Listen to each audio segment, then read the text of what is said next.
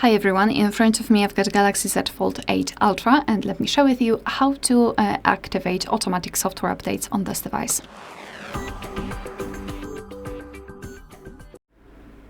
So let's begin with opening the settings, and here we need to scroll all the way down to find the option software update. Let's tap. Then let's tap on this three dots icon in the right upper corner and tap on auto download. So right here, all you need to do is to make sure that this option using Wi-Fi only is marked.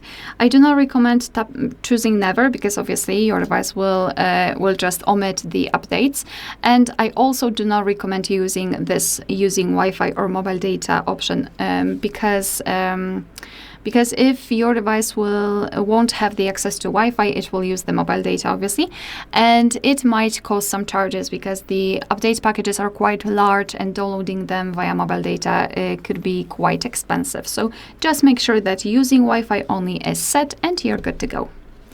Alright, so that will be all. Thank you so much for watching. Please hit the subscribe button and leave the thumbs up.